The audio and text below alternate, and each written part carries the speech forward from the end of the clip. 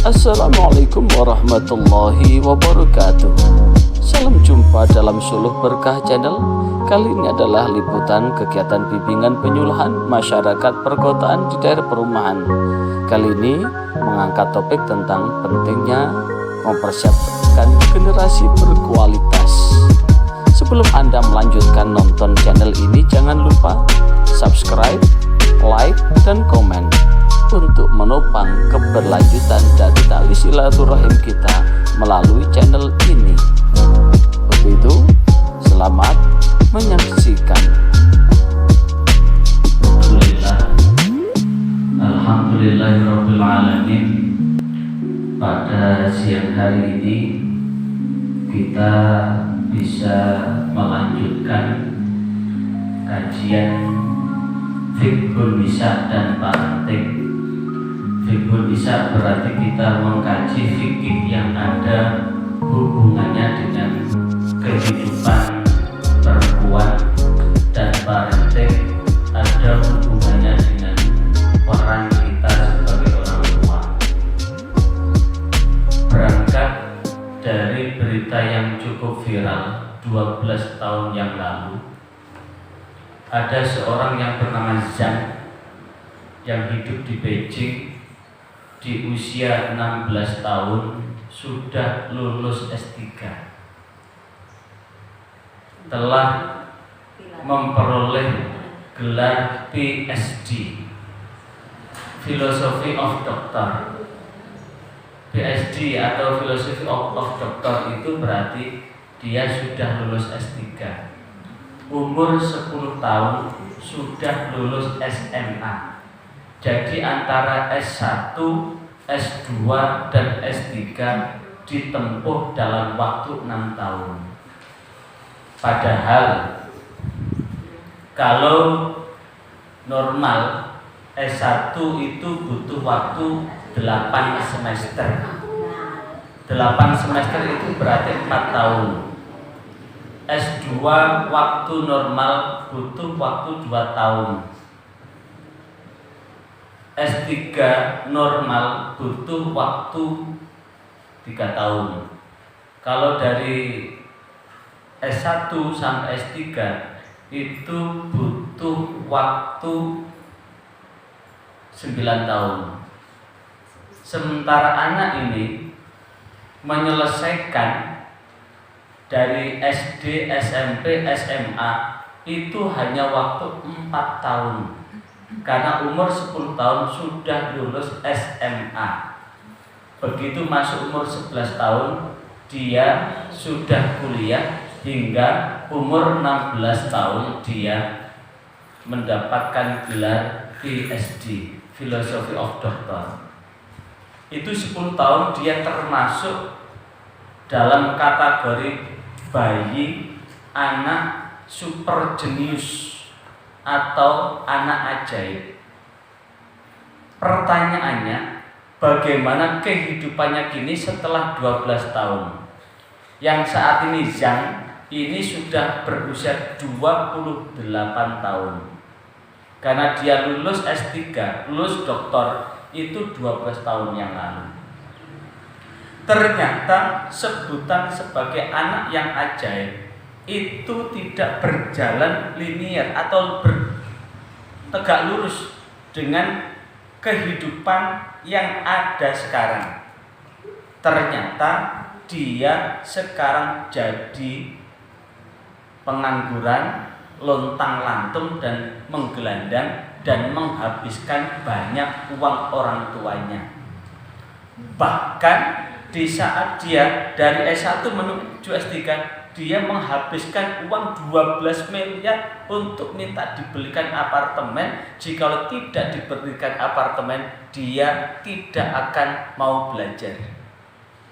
Dan keinginan demi keinginan telah dituruti sedemikian rupa, hingga anak ini bukan menjadi anak yang hebat, tapi anak ini merasa bahwa kehidupan waktu dia masih kecil telah direnggut oleh orang tuanya, disuruh untuk melakukan ini dan itu sesuai dengan keinginan orang tuanya, sesuai dengan ambisi orang tuanya, dan anak yang cerdas ini tidak dibimbing sesuai dengan ukuran waktunya, dan anak ini sekarang udah menjadi beban orang tuanya, sementara usia orang tuanya semakin hari bukan semakin kuat, tapi semakin hari semakin melemah. Nah, inilah yang sesungguhnya. Maka sesungguhnya ibarat kertas.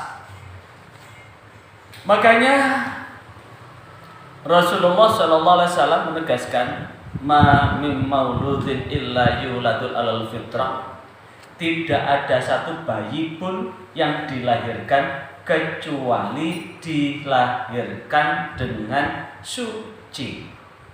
Kata suci itu kalau kemudian kita pakai teorinya John Locke disebut dengan tabula rasa. Tabula rasa itu adalah wadah kosong yang kemudian siap untuk diisi. Itu kalau pakai teori apa itu? Empirik. Dalam ilmu pendidikan namanya teori empirik, teori alami, bahwa wadah ini bergantung siapa yang mengisi. Diibaratkan seperti gelas. Gelas itu kan bergantung yang ngisi. Kalau mau diisi es cendol berarti gelas yang berisi es cendol. Kalau diisi dengan kopi, maka gelas dengan isi kopi. Nah, kata bersih di sini disebutkan bahwa ini siap untuk diisi apapun, atau seperti kertas putih. Kertas putih itu kan bergantung siapa yang memegang kertasnya kan. Kalau yang memegang kertasnya itu anak-anak, maka kertas itu akan diuntel-untel, bahkan mungkin dirobek. Kalau kemudian kertas itu jatuh pada seniman pelukis, maka akan menjadi lukisan yang indah. Kalau kertas itu jatuh pada orang yang sedang kasmaran, wong kang lagi gandrung, ra peduli bledose gunung, maka kemudian akan menjadi kata-kata yang indah. Untai kata-kata yang indah.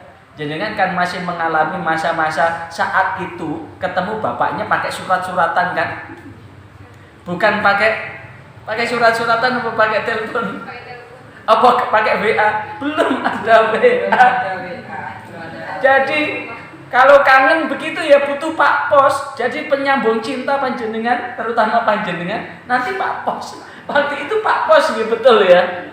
Pak Pos yang menyambung cinta panjenengan. Oh, jasa Pak Pos berarti wajib terima kasih kepada Pak Pos yang mengantarkan surat cinta dari Kakanda yang tercinta. Nah, maka sesungguhnya itu kalau teori tabula rasa. Ada yang teori bahwa anak itu bergantung pada siapa orang tuanya. Siapa orang tuanya itu berarti dengan satu dikandung maksud bahwa sesungguhnya buah itu tidak jauh dari pohonnya. Buah jatuh itu tidak jauh dari pohonnya. Jadi kalau ada buah apel, jatuhnya ya di bawah pohon apel. Kalau ada buah jambu, jatuhnya ya di bawah pohon jambu. Tidak mungkin ada buah jambu jatuh di bawah pohon juwet. Tahu juwet, Bu? Tidak mungkin. Lah, disitulah yang kemudian bahwa apa yang terjadi pada anak itu tidak jauh dari apa yang dilakukan orang tuanya. Kalau orang tuanya penyanyi, anaknya mewarisi sifat penyanyinya. Kalau ibunya itu seorang qori atau seorang hafidhah, maka anaknya juga tidak jauh. Kalau orang tuanya guru, anaknya juga mungkin jadi guru. Yang beda anaknya petani itu bisa jadi macam-macam. Ini dikandung maksud bahwa sesungguhnya apa yang itu teori natif. Teori natif itu berarti teori bahwa segala sesuatu itu menurun dari orang tuanya. Ada teori gabungan. Maka sesungguhnya dalam urusan parenting, teori di dalam Islam itu adalah bahwa sesuai dengan pesan Luqmanul Hakim, "Allimu auladakum fa innahum makhluquna min zamanin ghaira zamanikum. Kita terusaken nggih. Ada apa dengan Islam sekarang? Ada apa dengan Islam? Bilih Islam itu termasuk innad dina indallahil Islam. Agama sing diridhai Gusti Allah niku nggih Islam. Mulai Nabi Adam sampai Kanjeng Nabi Muhammad niku agamane nggih Islam. Napa buktine? Nalikane Nabi Yakub badhe tilar, Nabi Yakub niku sinten? Nabi Yakub niku bapake Nabi sinten? Bapake Nabi Yusuf. Nabi Yakub niku nggadah putra kalih welas, salah setunggal Nabi Yusuf. Nabi Yakub nalikane badhe tilar niku dikumpulno anak-anake.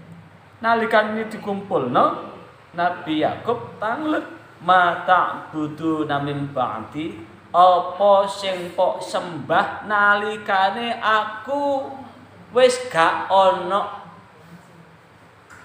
Benten kali sakniki kan aku lek mati kok apa sing pok pangan.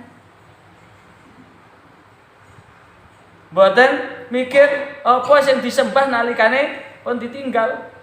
Sakniki niku kan apa ya sing dipangan anakku lek aku wis mati. Lah. Mata butuh mimba'ti, mata butuh mimba'ti, apa yang kau sembah setelah aku meninggal. Maka kemudian anak-anaknya adalah aku menyembah apa yang disembah oleh bapak Nabi Ishak, apa yang engkau bapak Nabi Ismail dan apa yang engkau sembah. Baru kemudian Nabi Yakub wala tamutunna illa wa antum muslimun. Pisan-pisan sira ojo mati kejaba mati dalam kondisi muslim. Niki sing dados bukti bilih agama sing dipeluk Nabi Adam sampai Kanjeng Nabi Muhammad niku Islam. Nah, hubungannya dengan apa kalau wau? Bilih niku salah satu di antara sekian ambisi orang tua terhadap anaknya. Satu di antara sekian orang tua yang sangat ambisi dengan anak-anaknya. Betapa banyak orang tua yang merebut kesempatan anaknya untuk menyembah Allah. Betapa banyak orang tua yang merebut anaknya untuk apa? Mendekat sama Allah. Contohnya apa? Gara-gara wayahe ujian, mestine anake niku ngaji, wis ojo ngaji sik, les dhisik. Ngaji nomor 17 dikongkon les dhisik. Engkang ateges durung tentu bahwa dengan les privat itu menjamin anaknya menjadi anak yang soleh. Les piano, les gitar, les matematika, les bahasa Inggris, les renang, les silat. Padahal les silat sakniki niku wis iso silat golek musuh. Gak bahaya ta? Bahaya banget. Nantang golek perkara. Nah, kadang-kadang orang tua niku ndak memperhatikan kira-kira manfaat napa mboten kagem putrane. Lah, anak dituntut demikian dan demikian. Lah, mungkin saya salah satu di antara orang tua yang sing napa nggih? Rodok gak setuju dengan konsep sekolah full day school. Konsep sekolah full day school atau hanya 5 hari belajar, Sabtu libur, Ahad libur. Kula niku termasuk mboten patek setuju. Dados anak niku budal jam 6, begitu masuk nduki tempat jam 6:30 sudah mulai. Mantun ngoten zuhur istirahat mangan balik maneh. Mantun ngoten asar balik maneh jam 4 mulai. Lek kedua orang tua bapak ibu sibuk bagus timbangane golek babysitter. Dados budal bareng bapake, mulih bareng bapake. Niku bagus. Lek bapak ibu mboten napa-napa, rugi mencit niku. Rugi banget. Padahal anak itu butuh kasih sayang orang tua. Belayan orang tua itu penting. Makanya kadang-kadang napa nggih sakniki ini kan konsep lek nggadah putra niku pun diserahna teng sapi.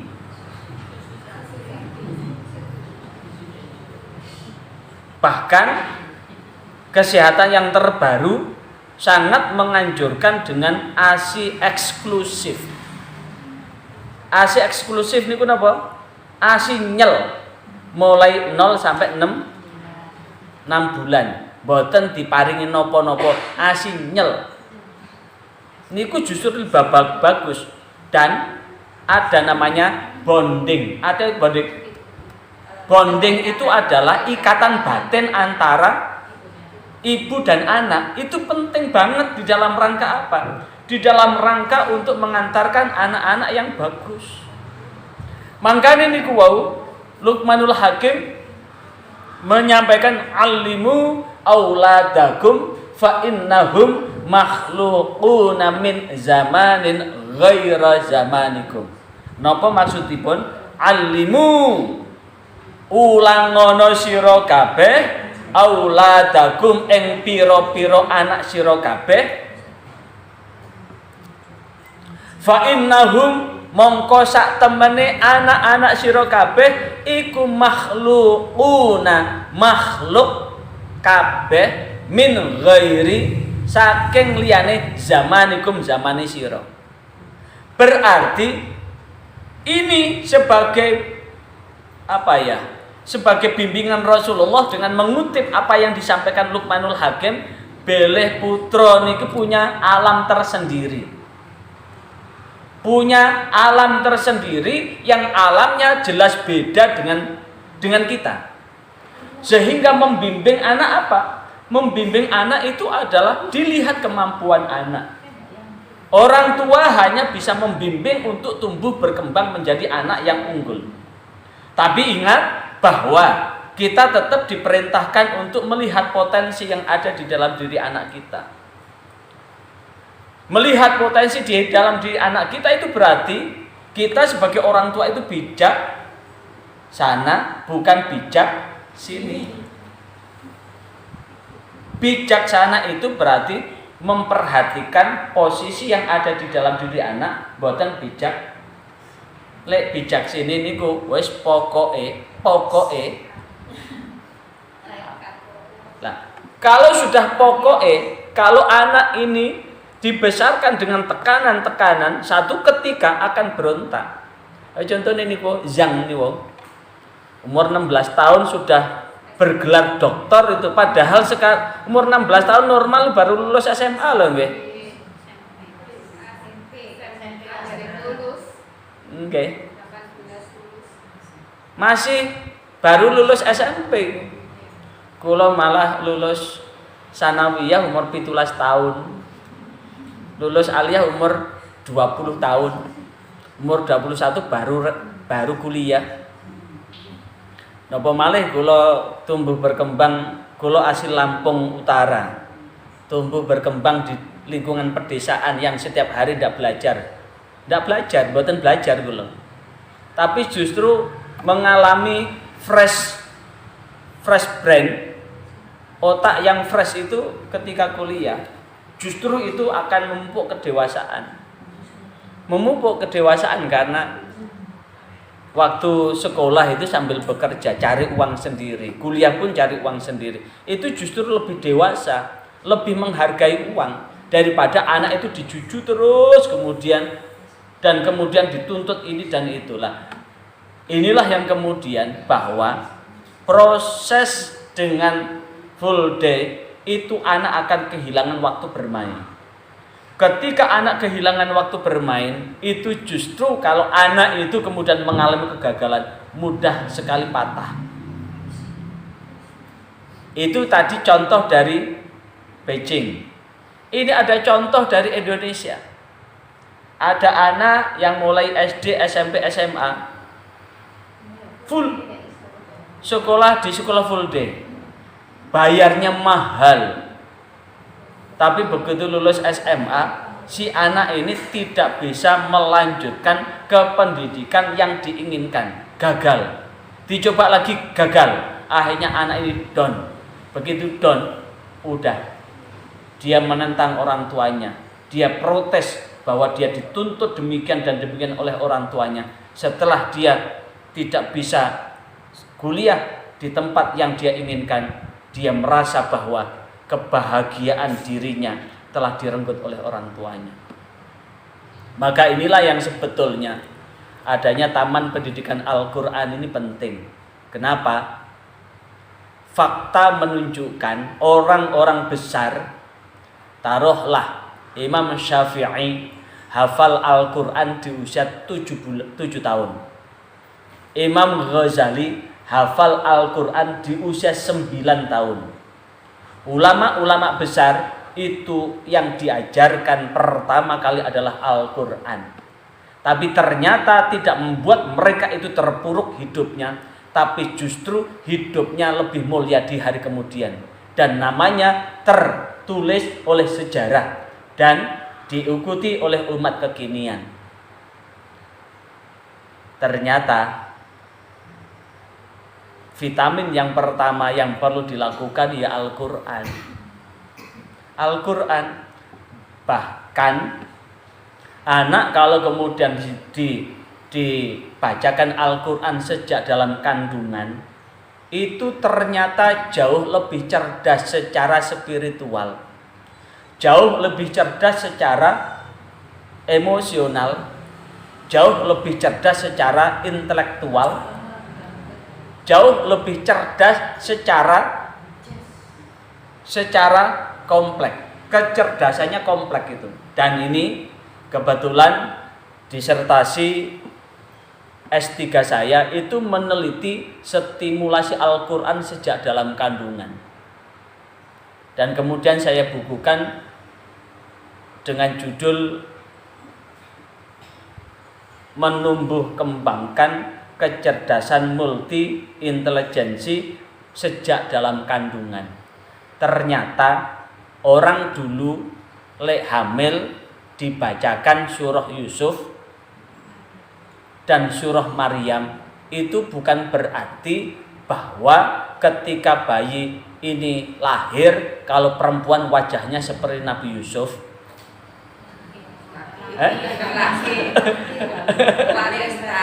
Lek perempuan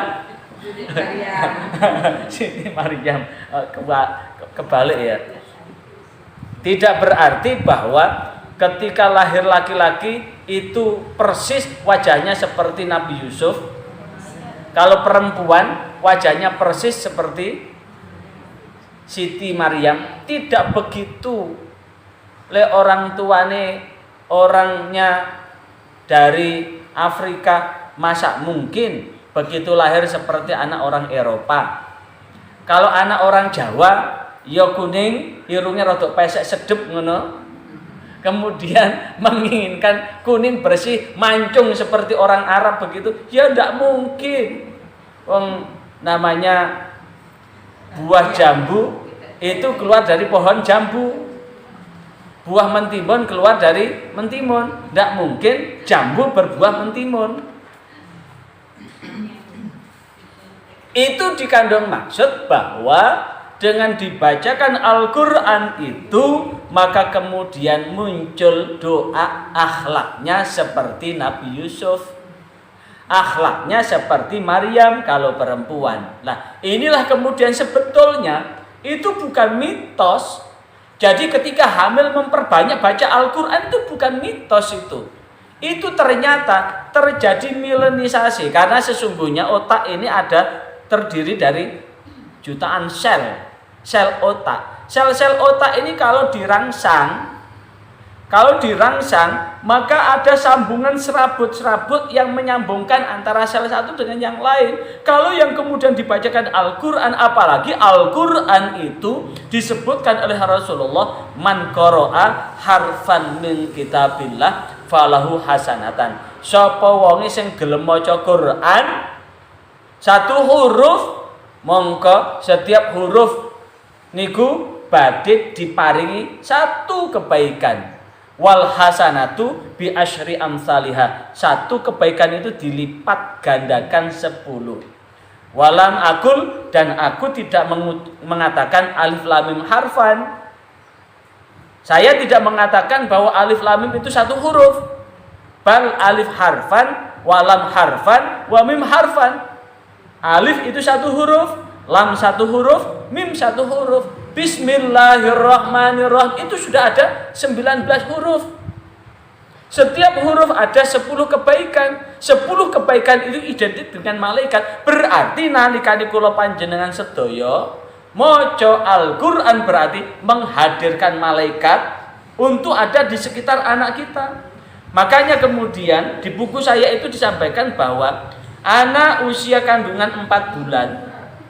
Usia kandungan 4 bulan itu sudah bisa diajak ngomong dan sudah bisa mendengar, dan kemudian bapaknya membacakan dan sebagainya, begitu gerenjel-gerenjel diajak ngomong, mboten malah diseneni.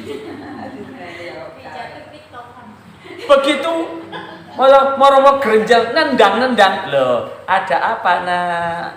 Iyong loh perute mama, perute ibu, perute mami. Lapar ya nak ya, ayo. Nah, itu sebetulnya menyapa, Bu. Jadi jangan malah nah kali.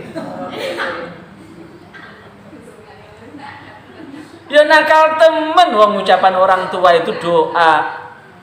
Maka disapa bapaknya sebelum berangkat. Papa, ayo pamitan dulu sama langsung dicapa. Papa berangkat dulu ya nak ya. Yang nurut nak ya. Nanti kalau zuhur ingatkan. Lah, biasanya setiap waktu itu gerenjel itu mengingatkan suruh sholat. Lah, kalau anak itu sejak dalam kandungan sudah disapa, begitu lahir itu sudah familiar dengan yang lain. Dan itu sudah saya buktikan itu. Ternyata anak yang disapa sejak dalam kandungan begitu lahir, anak itu sangat menjaga hati kita. Lek diseneni gak tahu bantah, lek ngomong ngenteni selane wong tua, bahkan bisa menjadi pengingat kita. Itulah yang disebut dengan qurrata a'yun. Kalau kita berdoa, wa minal ladzina yaquluna rabbana hab lana min azwajina wa dzurriyyatina qurrata a'yun. Dan salah satu ibadur rahman itu adalah may yaqulu rabbana hab lana min azwajina wa dzurriyyatina qurrata a'yun, yang senantiasa berdoa, anugerahkan istri dan anak turun kami yang menenteramkan hati, yang qurrata a'yun, mewujudkan anak yang qurrata a'yun itu ternyata tidak instan, tapi harus dilakukan sejak dalam kandungan, bahkan sebelum bikin, Bu. Jadi sebelum bikin itu sudah ada tarbiyah. Di mana rumusnya? Rumusnya wonten kitab Tarbiyatul Tifli fi Ru'yatil Islam. Lah nalika inilah yang kemudian fa innahum makhluquna min zamanin ghairi zamanikum, bahwa anak-anak kita adalah satu makhluk yang tidak sezaman dengan kita. Berarti kita memperlakukan anak kita itu dengan bijaksana. Dan yang perlu dilakukan pertama kali itu ternyata stimulasi Al-Qur'an. Taruhlah seperti Imam Syafi'i pertama kali Al-Qur'an itu. Lah, Al-Qur'an yang bagaimana? Al-Qur'an yang diperdengarkan dulu, diperdengarkan. Setelah diperdengarkan itu hafal. Ini kan pernah terjadi diceritakan perintis Darul Quran Daku, Ustadz Yusuf Mansur pernah membawa anak umur berapa itu, umur 5 tahun hafal sekian juz Al-Quran itu ternyata anak ini dulunya adalah anak yang mengalami keterlambatan berkembang yang kemudian berbaring berbulan-bulan, bertahun-tahun ada di pembaringan. Setiap hari menu yang diberikan oleh bapaknya itu adalah diperdengarkan murotal. Jadi yang diperdengarkan murotal, jadi bayi itu diperdengarkan murotal sejak dalam kandungan, kemudian lahir diperdengarkan murotal, itu ternyata mendekatkan malaikat-malaikat Allah. Kalau yang mendekat itu adalah malaikat, lainnya malaikat itu pergi semua. Makanya kalau kemudian anak sudah kita stimulasi seperti ini akan ada namanya, ada optimisme, keberanian untuk menjalani hidup itu ibu. Keberanian untuk menjalani hidup tidak akan mudah galau dan mudah galau dan gamang. Tidak mudah galau dan tidak mudah gamang, maka dia akan tetap yakin. Selaras dengan itu maka Allah akan membimbing di jalan yang Allah kehendaki dengan hidayah Al-Quran. Fakta menunjukkan sampai detik ini orang yang mendekat dengan Al-Quran itu tidak ada yang celaka kok ibu. Makanya tidak ada pilihan lain, maka yang perlu diutamakan Al-Qurannya, jangan yang lain. Kalau dileskan matematika belum tentu loh anak kita itu ahli matematika. Kalau dileskan bahasa Inggris belum tentu anak kita ahli bahasa Inggris. Nah, yang perlu dilakukan utamakan Al-Qurannya. Kalau Al-Qurannya diutamakan, jelas ini akan menjadi vitamin yang penting buat anak kita. Di Al-Quran itu kemudian yang perlu kita bimbing anak kita ibadahnya, sholatnya. Kalau Al-Qurannya sudah oke, sholatnya sudah kita bimbing dengan baik, tinggal kita memantau. Kita tinggal memantau aja. Dan sebetulnya untuk menjadikan anak berprestasi itu ternyata tidak dengan privat ibu. Menjadikan anak kita bisa punya ranking bagus di sekolahnya itu tidak cukup hanya les ibu. Kalau hanya les tentu bisa dibayangkan gitu. Jadi katakanlah rumahnya Bumi Mentari MBS, Mentari Bumi Sejahtera. Rumahnya di Mentari Bumi Sejahtera, lesnya di alun-alun, di SSC alun-alun atau di Primagama, dekatnya dengan GOR. Bisa dibayangkan dari rumah ke GOR berapa jam? Belum lagi ada terlambatnya instruktur di sana, ngenteni berapa jam, kemudian kita jemput lagi berapa jam perjalanan. Di perjalanan ini aja sudah capek ibu. Kalau di perjalanan capek, belum lagi panas seperti ini bulan Oktober, serasa matahari di atas kepala itu. Pulang itu sudah tidak bisa apa-apa ibu. Sekarang solusinya bagaimana? Untuk menjadikan anak kita punya prestasi itu sederhana kok ibu. Anak kita bimbing untuk membaca pelajaran yang akan diajarkan gurunya besok. Nah, pengalaman saya secara pribadi ketika saya masih sekolah dulu, saya setiap hari tidak belajar, soalnya saya harus bekerja. Saya sejak kecil itu sebagai kerjanya bikin perhiasan emas. Jadi kalau ada kerjaan banyak begitu saya pilih cari uang. Nah, bagaimana cara saya belajar? Cara saya belajar, saya cegat besok itu bab berapa, katakanlah bab 5. Maka sebelum diajarkan bab 5 itu saya baca sampai habis. Setelah saya baca saya ringkas. Kata pokok saya ringkas. Setelah saya ringkas, saya mencoba menjawab pertanyaan-pertanyaan di belakang. Kalau saya bisa, saya pilih lanjutkan kerja. Izin tidak masuk. Begitu itu kadang-kadang kalau ketemu guru sing pendendam, satu ketika diuji. Kamu kemarin kemana? Saya cari duit, Pak. Kenapa cari duit? Saya ini untuk sekolah cari sendiri, Pak. Bukan dari orang tua. Coba kamu kerjakan ini. Siap. Jadi walaupun toh begitu, dulu itu kan ada PR kan? PR mesti kan dikerjakan di depan. Atau setelah diterangkan, itu mesti ada soal-soal. Soal-soal kemudian dikerjakan. Alhamdulillah dengan cara belajar seperti itu, saya termasuk yang paling bisa untuk bisa menjawab dan paling bisa diandalkan di kelas itu. Bahkan ketika ujian teman-teman yang lain itu wes kalau pengawasnya ndak ada, wes ngepung lanang wedok. Ya apa jawabannya? Wes ini. Diinteni. Artinya apa? Dengan pola belajar seperti itu, saya praktekkan pada anak saya. Pertama, kedua, ketiga. Yang pertama, mulai kelas 1 sampai kelas 6, sebelum diajarkan, tak suruh baca, tak tunggui. Memanfaatkan waktu antara maghrib sampai isya. Saya dampingi untuk belajar. Setelah saya suruh baca, saya bermain tebakan Ibu.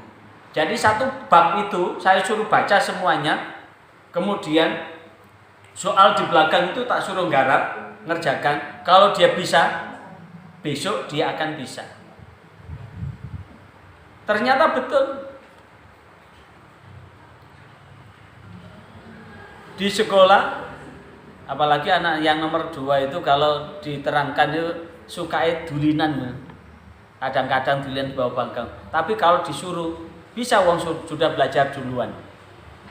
Kalau saatnya ujian, udah. Pekerjaan yang di luar saya kosongkan, jadi full malam itu saya bersama anak-anak untuk mendampingi membaca. Alhamdulillah. Anak 1, 2, 3 ranking 1. Anak nomor 2 aja kadang-kadang ranking 2. Kalau anak nomor 1, anak nomor 3 itu ranking 1. Sekali lagi, mewujudkan anak soleh itu bukan hanya sukses,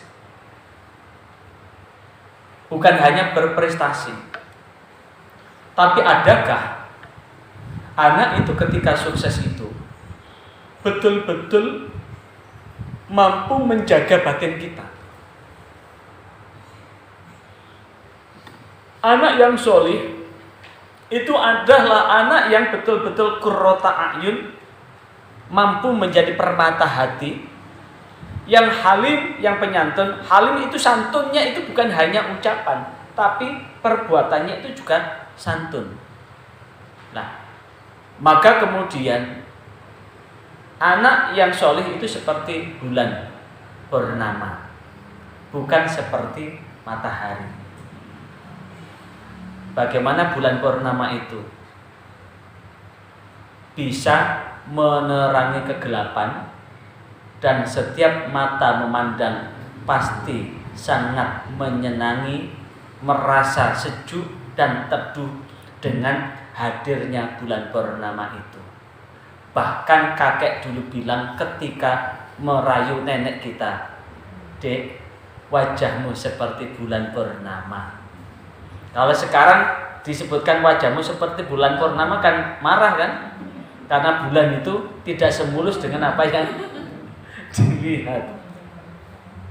Beda dengan anak seperti matahari. Dia bisa menyinari jagat raya tapi dipandang menyilaukan. Bahkan membuat mata ini sangat pedih. Nah, itulah yang kemudian maka untuk mewujudkan anak yang demikian, itulah dengan demikian. Dan sekedar tahadus, kalau anak ini sudah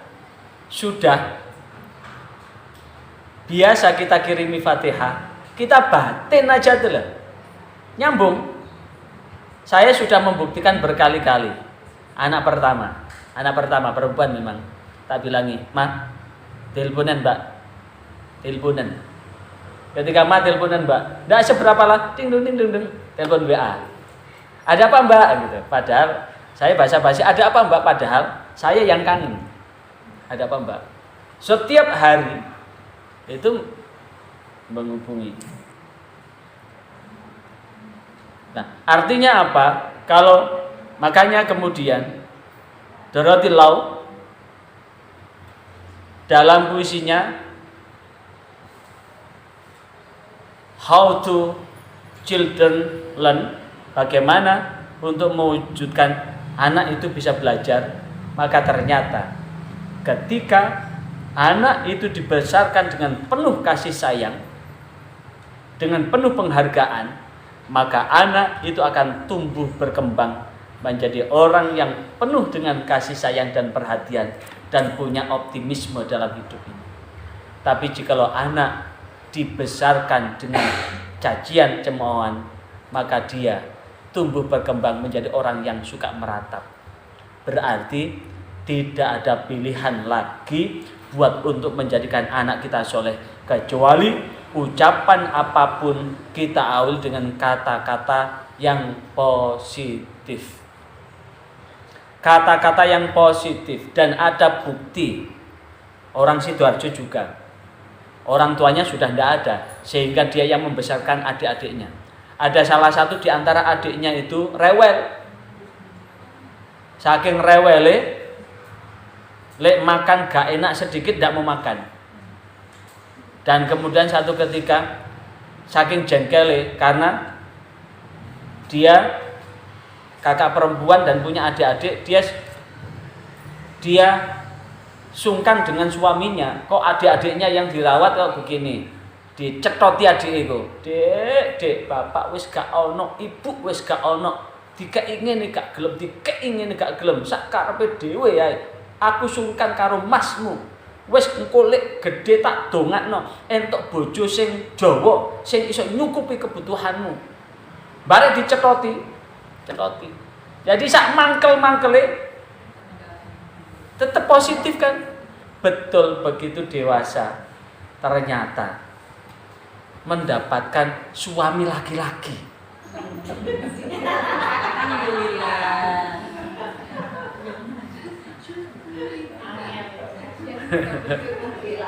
Laki-laki yang bertanggung jawab, yang mencukupi.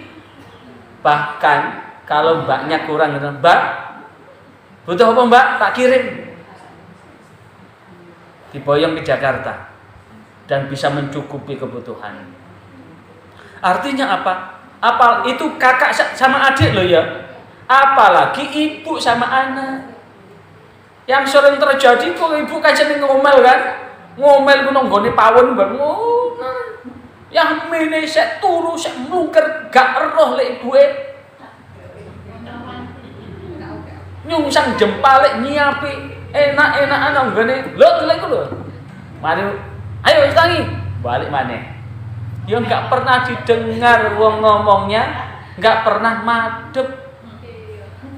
Mestinya disanding, "Le, ayo tangi nak. Ayo delok engkas adzan. Ayo nak, delok engkas adzan nak. Ayo." Ternyata itu saya memperlakukan anak ketiga. Ketika sudah tarhim subuh, anak ini tidak saya bangunkan, langsung saya angkat langsung saya pangku. Tak pangku, mulai umur berapa itu? Mulai umur 2 tahun itu sudah tak ajak ke masjid. Tak pangku. Nah, yuk masjid yuk. Ntar lagi subuh. Ambil riep begitu, tak wudhui. Ke masjid tak gendong.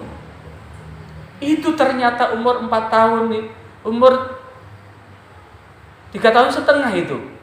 Dengar adzan itu langsung ke masjid. Nggak usah disuruh itu. Jadi Umur 5 tahun itu sudah ndak usah disuruh, sudah waktunya azan sudah langsung lari. Tak uji berkali-kali. Saya mencoba kalau pulang gitu, saya langsung ke masjid. Kebetulan masjid saya kan dekat Masjid Al-Badar. Langsung ke masjid. Jadi kalau sudah azan begitu, tak coba, tak tunggu. Tidak seberapa lama udah ternyata begitu, Ibu. Jadi ternyata untuk menjadikan anak itu tidak dengan perintah, Ibu, tapi dengan contoh. Dengan contoh. Kalau kita sudah ngasih contoh, itu anak akan lihat contohnya. Kalau dengan perintah apa maneh, ayo nak ngaji. Tapi ibu ini saya adalah TV. Saya tiktokan ini. Maka ternyata untuk menjadikan anak itu adalah dengan contoh, bukan hanya sekedar perintah, apalagi bentaan. Kalau sampai bentaan itu akan jadi doa loh Ibu ya. Jadi kata-kata itu adalah doa. Mulai sekarang barangkali kita orang tua yang suka memarahi anak berhenti, mulai dari ridho. Karena rumusnya sudah jelas Ibu. Ridallah fi ridal walidain wa sukhtullah fi sukhtil walidain. Ridho Allah itu bergantung pada ridho kedua orang tua. Murka Allah itu tergantung dari murka orang tua. Kalau orang tuanya ridho, Allah pun ridho. Kalau orang tuanya murka, Allah pun murka. Ada lagi monggo? Saya kira itu Ibu ya. Jadi apa yang saya sampaikan tadi dapat disimpulkan bahwa untuk menjadikan anak itu sukses bukan anak itu pinter di sekolahnya, prestasi di sekolahnya, dituntut sedemikian dan demikian tanpa melibatkan keterlibatan batiniah dan jiwa anak. Karena bagaimanapun juga kalau kita menuntut anak seperti ini dan seperti itu, sementara anak itu merasa terkungkung, satu ketika dia akan protes. Untuk menjadikan anak itu sukses adalah tahu dunia anak kita seperti apa. Dan dengan teknologi yang ada ini, hati-hati dengan teknologi. Karena teknologi adalah seperti pisau bermata dua. Bisa menguntungkan, bisa merugikan. Dan yang ketiga adalah contoh teladan itu penting. Dengan kata-kata positif itu penting. Memberi contoh itu jauh lebih berarti dibandingkan dengan hanya memerintahkan. Kalau anak dikasih contoh, anak itu akan belajar untuk meniru. Tapi kalau anak hadir dengan perintah, apalagi perintah itu yang keras, maka anak pelan-pelan akan belajar untuk menentang kita. Maka mudah-mudahan dengan sedikit ini akan mengantarkan kita menuju selamat dunia dan akhirat. Yang paling penting mudah-mudahan anak-anak kita, keluarga kita termasuk orang yang dijamin surga oleh Allah, dijamin keselamatan oleh Allah. Mudah-mudahan keluarga yang kita bangun tumbuh berkembang menjadi keluarga yang sakinah, mawaddah warahmah. Allah pun ridho dan menyelamatkan hidup kita dan anak turun kita fid dunya hasanah wa fil akhirati hasanah wa qina adzabannar. Al-Fatihah. A'udzu billahi minasyaitonir rajim. Bismillahirrahmanirrahim. Allahumma shalli wa sallim wa barik ala sayyidina Muhammad walhamdulillahirabbil alamin. Ya Allah, kami sadar ya Allah bahwa kami hidup di dunia ini hanya sementara. Cepat atau lambat kami akan meninggalkan dunia ini, meninggalkan anak-anak kami, meninggalkan keturunan kami, meninggalkan keluarga kami. Dan di saat itu kami akan menghadap-Mu ya Allah. Maka saat kami meninggalkan dunia ini, jangan Engkau beri beban di luar batas kemampuan kami, dan berilah kami kemampuan untuk meninggalkan jejak yang baik, meninggalkan keturunan yang solih-solihah, meninggalkan keluarga yang senantiasa Engkau jamin keselamatan, baik selamat di dunia maupun di akhirat. Ya Allah, ketika kami membayangkan anak turun kami satu persatu, di saat itu betapa banyak kekurangan pada anak-anak kami. Saat inilah ya Allah, ketika anak kami masih sekolah, ketika anak kami masih mondok, ketika anak kami masih kuliah. Maka bimbinglah anak-anak kami betul-betul mampu mempergunakan waktunya untuk belajar sebagai bekal menuju saat ketika dia sudah masuk di dunia dewasa. Karena bagaimanapun juga ya Allah, cepat atau lambat mereka akan bertanggung jawab buat kehidupannya. Mereka akan bertanggung jawab atas apa yang dilakukan. Karena itulah ya Allah, bimbinglah anak-anak kami menuju kemandirian, agar ketika kami meninggalkan mereka, kami menatap dengan optimis dan harapan untuk menuju keselamatan-Mu. Ya Allah, sang anak kami waktunya menikah, maka pertemukanlah jodoh anak kami, jodoh yang sekufu, jodoh yang sejiwa, jodoh yang seiman, jodoh yang mempunyai semangat yang sama dalam mewujudkan keluarga yang sakinah mawaddah warahmah. Saat anak kami butuh pekerjaan ya Allah, maka pertemukanlah pekerjaan anak-anak kami, hingga anak kami menjadi orang yang mandiri, orang yang dapat kami andalkan. Dan saat kami sudah memasuki usia senja, maka bimbinglah anak-anak kami untuk mampu mendampingi kami sampai akhir menutup mata, menemani kami sampai kami meninggalkan dunia ini, mendampingi kami sampai kami meninggalkan dunia ini, dan senantiasa ingat akan kasih sayang yang kami lakukan. Rabbana fir lana wal walidina warhamhum kama rabbawna shighara. Rabbana hab lana min azwajina wa dzurriyyatina qurrata a'yun waj'alna lil muttaqina imama. Rabbana atina fid dunya hasanah wa fil akhirati hasanah wa qina adzabannar. Subhana rabbika rabbil izzati amma yasifun wa salamun alal mursalin. Alhamdulillah, habis lulus diterima di pondok akselerasi, aliyah akselerasi, dan alhamdulillah waktunya kuliah juga bisa dimasuki sesuai dengan keinginan. Dan alhamdulillah udah lulus sarjana kedokteran. Artinya apa? Bergantung. Jadi sebetulnya langkah apa yang perlu kita lakukan adalah mendampingi anak. Yang paling penting itu mendampingi anak. Apakah panjenengan paham atau tidak? Dampingi aja untuk membaca pelajaran yang akan diajarkan besok itu loh. Misalkan besok bab 3 gitu ya. Sekarang sudah dibaca. Kalau posisi putra-putri panjenengan masuk madrasah. Madrasah itu pendidikan agama, itu bukan hanya pendidikan agama saja, Ibu. Masuk madrasah itu ada akidah, ada akhlak, ada Al-Quran, ada hadis, ada fikih, ada SKI, ada bahasa Arab. Taruhlah pelajarannya itu Quran hadis, suruh menghafal aja Quran hadisnya itu. Dan kemudian di situ kan ada penjelasannya. Tanya aja. Tentu dengan membuka begitu, itu ada 3 keuntungan, Ibu. Apa keuntungan? Yang pertama, ketika anak sudah membaca dulu, besok anak itu diterangkan sudah lebih paham.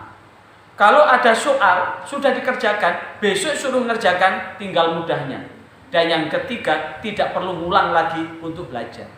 Beda dengan anak masuk sekolah belum membaca pelajarannya, maka dia ketika diterangkan gurunya, dia nebak-nebak. Jadi posisi memori ini masih menempatkan. Kalau posisi memori ini masih mencari-cari, maka bisa paham, itu untung.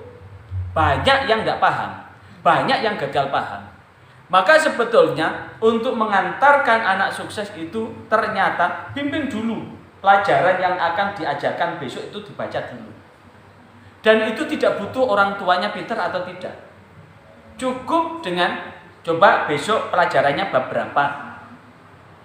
Malamnya suruh baca. Bukan yang dibaca itu HP. Lah orang itu sekarang begini, supaya anaknya enggak rewel dikasih HP, supaya anaknya meneng dikasih HP. Ternyata fakta menunjukkan anak kalau sudah ketagihan HP itu sangat amat bahaya. Kebetulan istri saya perawat, dinasnya di poli tumbuh kembang. Jadi pasien istri saya itu adalah anak-anak yang mengalami keterlambatan. Bisa keterlambatan mentalnya, bisa keterlambatan tumbuh kembangnya, dan anak yang sudah keranjingan gadget itu jauh lebih bahaya. Ada anak usia 10 tahun ibu, belum bisa apa-apa ibu. Ada anak kelas 4 belum bisa baca bu. Yang ada adalah ketika dijak ngomong itu gagal fokus ibu. Setiap hari begini-begini. Kalau kemudian tidak dikasih HP, itu ngamuk sampai kepalanya dibentur-benturkan ibu. Makanya sebetulnya untuk menjadikan anak meneng dikasih HP itu bahaya. Itu bukan solusi. Itu hanya solusi yang bersifat sementara. Inilah yang disebut dengan alimu auladakum fa innahum makhluquna min zamanin ghaira zamanikum. Maka ajarlah anak-anakmu karena sesungguhnya mereka adalah makhluk yang akan hidup tidak masuk di dalam zamanmu. Di dalam redaksi adibu auladakum. Ajarkanlah tata krama, akhlak pada anak-anakmu, fa innahum makhluquna, karena sesungguhnya anak-anakmu itu adalah makhluk min zamanin, dari satu zaman yang tidak sama dengan zamanmu. Ini yang menjadi pemantik pada sore hari ini. Barangkali ada yang bisa didiskusikan, monggo. Saya persilakan. Sekali lagi, mewujudkan anak soleh itu bukan hanya sukses, bukan hanya berprestasi, tapi adakah anak itu ketika sukses itu betul-betul mampu menjaga batin kita. Anak yang solih itu adalah anak yang betul-betul qurrata a'yun, mampu menjadi permata hati, yang halim, yang penyantun. Halim itu santunnya itu bukan hanya ucapan, tapi perbuatannya itu juga santun. Nah, maka kemudian anak yang solih itu seperti bulan purnama, bukan seperti matahari. Bagaimana bulan purnama itu bisa menerangi kegelapan, dan setiap mata memandang pasti sangat menyenangi, merasa sejuk dan teduh dengan hadirnya bulan purnama itu. Bahkan kakek dulu bilang ketika merayu nenek kita, "Dek, wajahmu seperti bulan purnama."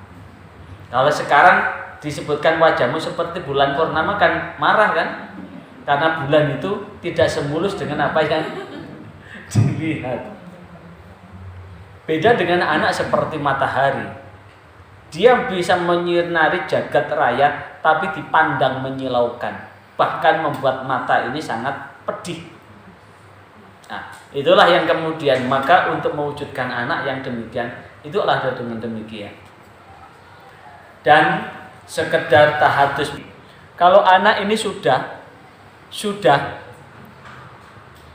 biasa kita kirimi Fatihah, kita batin aja dulu, nyambung. Saya sudah membuktikan berkali-kali. Anak pertama perempuan memang, tak bilangi, "Ma, teleponan mbak, teleponan." Ketika Ma teleponan mbak, tidak seberapa lah, ding ding ding ding, telepon WA. "Ada apa mbak?" gitu. Padahal saya basa-basi, "Ada apa mbak?" Padahal saya yang kangen. "Ada apa mbak?" Setiap hari itu menghubungi. Nah, artinya apa? Kalau makanya kemudian Dorothy Lau dalam puisinya How to Children Learn, bagaimana untuk mewujudkan anak itu bisa belajar, maka ternyata ketika anak itu dibesarkan dengan penuh kasih sayang, dengan penuh penghargaan, maka anak itu akan tumbuh berkembang menjadi orang yang penuh dengan kasih sayang dan perhatian dan punya optimisme dalam hidup ini. Tapi jikalau anak dibesarkan dengan cacian cemoohan, maka dia tumbuh berkembang menjadi orang yang suka meratap. Berarti tidak ada pilihan lagi buat untuk menjadikan anak kita soleh, kecuali ucapan apapun kita awali dengan kata-kata yang positif. Kata-kata yang positif, dan ada bukti. Orang Sidoarjo juga, orang tuanya sudah tidak ada, sehingga dia yang membesarkan adik-adiknya. Ada salah satu di antara adiknya itu rewel. Saking rewele, lek makan gak enak sedikit tidak mau makan. Dan kemudian satu ketika saking jengkele karena dia kakak perempuan dan punya adik-adik, dia sungkan dengan suaminya. Kok adik-adiknya yang dirawat kok begini? Dicetoti adik itu. Dek, bapak wis gak ono, ibu wis gak ono. Dikek ngene gak gelem, dikek ngene gak gelem. Sak karepe dhewe ae. Aku sungkan karo masmu. Wis engko lek gedhe tak dongakno entuk bojo sing Jawa sing iso nyukupi kebutuhanmu. Bare dicetoti. Jadi sak mangkel-mangkele tetap positif kan?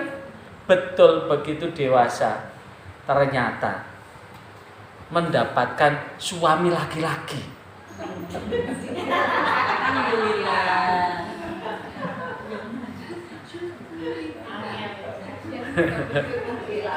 Laki-laki yang bertanggung jawab, yang mencukupi. Bahkan kalau mbaknya kurang, mbak butuh apa mbak? Tak kirim. Diboyong ke Jakarta dan bisa mencukupi kebutuhan. Artinya apa? Apa itu kakak sama adik loh ya? Apalagi ibu sama anak. Yang sering terjadi kok ibu kan sering ngomel kan? Ngomel ku nonggone pawon mbak.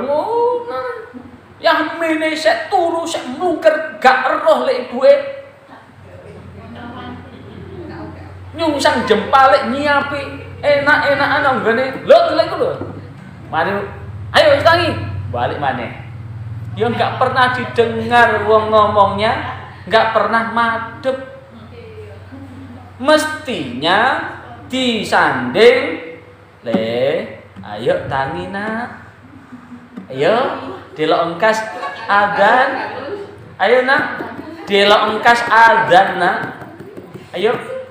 Ternyata ibu, saya memperlakukan anak ketiga.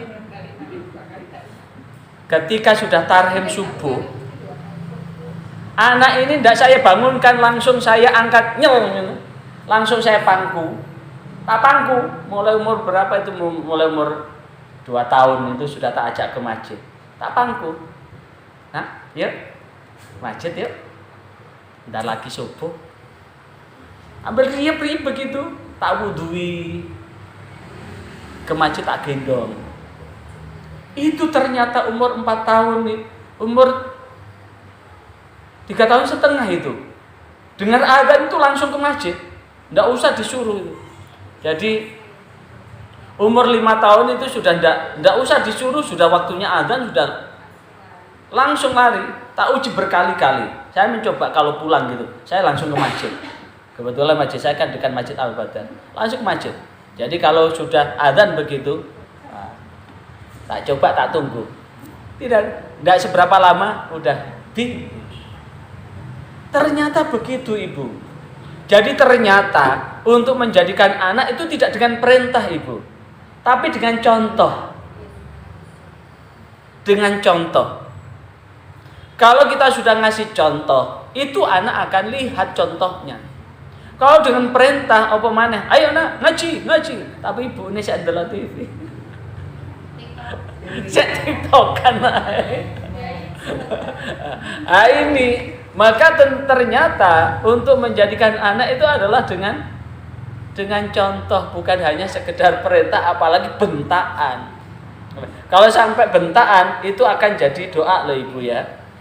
Jadi kata-kata itu adalah doa. Mulai sekarang barangkali kita orang tua yang suka memarahi anak berhenti.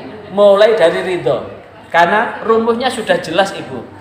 Ridallah fi ridal walidain wa sukhtullah fi sukhtil walidain. Ridha Allah itu bergantung pada ridha kedua orang tua. Murka Allah itu tergantung dari murka orang tua. Kalau orang tuanya ridha, Allah pun ridha. Kalau orang tuanya murka, Allah pun murka.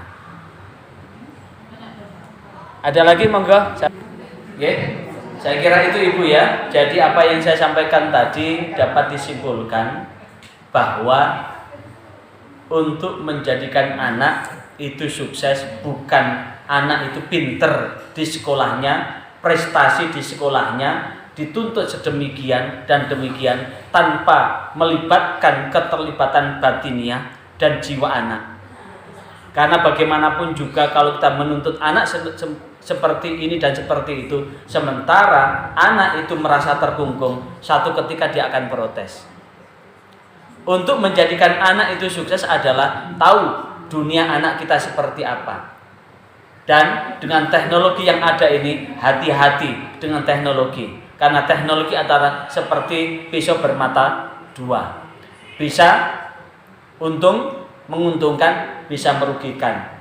Dan yang ketiga adalah contoh teladan itu penting. Dengan kata-kata positif itu penting. Memberi contoh itu jauh lebih berarti dibandingkan dengan hanya memerintahkan. Kalau anak dikasih contoh, anak itu akan belajar untuk meniru. Tapi kalau anak dihadir dengan perintah, apalagi perintah itu yang keras, maka anak pelan-pelan akan belajar untuk menentang kita. Maka mudah-mudahan dengan sedikit ini akan mengantarkan kita menuju selamat dunia dan akhirat. Yang paling penting mudah-mudahan anak-anak kita, keluarga kita termasuk orang yang dijamin surga oleh Allah, dijamin keselamatan oleh Allah. Mudah-mudahan keluarga yang kita bangun tumbuh berkembang menjadi keluarga yang sakinah, mawaddah warahmah. Allah pun ridho dan menyelamatkan hidup kita dan anak turun kita fid dunya hasanah wa fil akhirati hasanah wa qina adzabannar. Al-Fatihah. A'udzubillahi minasyaitonir rajim. Bismillahirrahmanirrahim. Allahumma shalli wa sallim wa barik ala sayyidina Muhammad walhamdulillahirabbil alamin. Ya Allah, kami sadar ya Allah bahwa kami hidup di dunia ini hanya sementara. Cepat atau lambat kami akan meninggalkan dunia ini, meninggalkan anak-anak kami, meninggalkan keturunan kami, meninggalkan keluarga kami. Dan di saat itu kami akan menghadap-Mu ya Allah. Maka saat kami meninggalkan dunia ini, jangan Engkau beri beban di luar batas kemampuan kami. Dan berilah kami kemampuan untuk meninggalkan jejak yang baik, meninggalkan keturunan yang solih-solihah, meninggalkan keluarga yang senantiasa Engkau jamin keselamatan, baik selamat di dunia maupun di akhirat. Ya Allah, ketika kami membayangkan anak turun kami satu persatu, di saat itu betapa banyak kekurangan pada anak-anak kami. Saat inilah ya Allah, ketika anak kami masih sekolah, ketika anak kami masih mondok, ketika anak kami masih kuliah, maka pimpinlah anak-anak kami betul-betul mampu mempergunakan waktunya untuk belajar sebagai bekal menuju saat ketika dia sudah masuk di dunia dewasa. Karena bagaimanapun juga ya Allah, cepat atau lambat mereka akan bertanggung jawab buat kehidupannya. Mereka akan bertanggung jawab atas apa yang dilakukan. Karena itulah ya Allah, bimbinglah anak-anak kami menuju kemandirian, agar ketika kami meninggalkan mereka, kami menatap dengan optimis dan harapan untuk menuju keselamatan-Mu. Ya Allah, sang anak kami waktunya menikah, maka pertemukanlah jodoh anak kami, jodoh yang sekufu, jodoh yang sejiwa, jodoh yang seiman, jodoh yang mempunyai semangat yang sama, dalam mewujudkan keluarga yang sakinah mawaddah warahmah. Saat anak kami butuh pekerjaan ya Allah, maka pertemukanlah pekerjaan anak-anak kami hingga anak kami menjadi orang yang mandiri, orang yang dapat kami andalkan.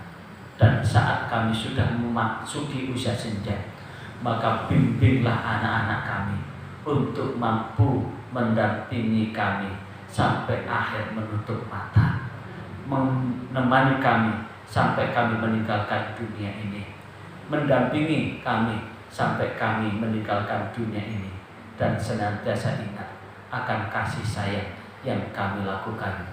Rabbana fir lana wal walidina warhamhum kama rabbawna shighara. Rabbana hab lana min azwajina wa dzurriyyatina qurrata a'yun waj'alna lil muttaqina imama. Rabbana atina fid dunya hasanah wa fil akhirati hasanah wa qina adzabannar. Subhana rabbika rabbil izzati amma yasifun wa salamun alal mursalin. Ucapan terima kasih disampaikan kepada sahabat Suluh Berkah yang telah dengan setia menonton channel ini. Sekali lagi, sebelum Anda meninggalkan channel ini, jangan lupa terlebih dahulu subscribe, like, dan komen, dan nyalakan loncengnya. Sampai jumpa pada waktu dan topik yang berbeda. Wassalamualaikum warahmatullahi wabarakatuh.